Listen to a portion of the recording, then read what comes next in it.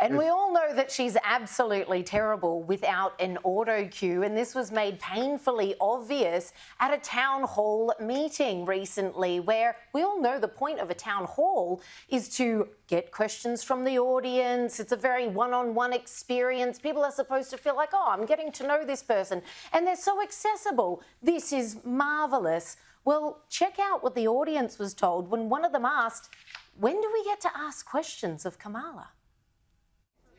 You're not, unfortunately. We have some predetermined questions, and hopefully I'll be able to ask some of the questions that might be in your head. I hope so. You're just here to shut up and listen to pre-planned questions that she's been given in advance, and her team have prepared answers for her. Well, much like Kel said, I don't think she'd read the brief, because this town hall was an absolute schmozzle of word salad after word salad. Here's one short, painful clip for your delectation and delight. We cannot despair. We cannot despair. You know, the nature of a democracy is such that I think there's a duality. On the one hand, there's an incredible strength when our democracy is intact. An incredible strength in what it does to protect the freedoms and rights of its people. Oh, there's great strength in that. And it is very fragile. It is only as strong as our willingness to fight for it. What are you saying? What are you talking about? Do you even know, lady? This was so painful, Kel. I watched more than that, and I was spoilt for choice in picking a clip to play tonight to demonstrate just how bad she is when she's not reading off an auto cue. She's actually trying to do what are called platitudes. That is, really nice sounding phrases that like motherhood and apple pie, and everyone will just nod their heads. Ah, yes, yes, yes, they're nice. So she's trying to do platypudes. Platitudes. Platypuses, something like that. She's trying to come out with nice platitudes that everyone will agree with, but she mangles them. She can't make it coherent. The sentence starts over here, wanders up there, goes down there a bit, and then doesn't reach a conclusion. And it's so painful to watch Liz Cheney's face throughout this whole thing, Joe. She's just like, this woman would fail finger painting. That's right. I can't stomach this. It's like when Ben Affleck saw Batman versus Superman for the first time and just thought, oh, what have I done? What have I gotten involved with? I'm sure Kamala's team would have her stick to the things that she's good at, like this. One Nation Under a Groove by Funkadelic. One nation under a groove, getting down just for the funk of it. Can I get it on the... Wow.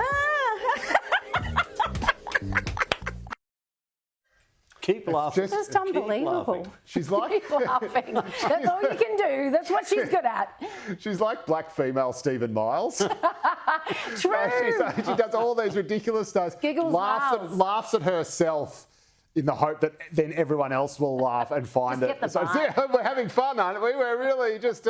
It's just so terrible. And the Dems have just got to fix this, or they will never win another election ever again. Like, the idea that you could have this person running for president in the middle of a cost of living crisis in the US, where you've got Rust Belt, Steel Belt, blue collar workers who have turned from Barack Obama to Donald Trump. And now there's been this sort of bloodless palace coup to put her in as the candidate who is going to save America, quote unquote, from Donald Trump Mark II. And it's this, or it's the word salads. You see, it's democracy, and we have to fight for those. But your point, Joe, is really good. I think it's damaging the Democrat brand. It must be.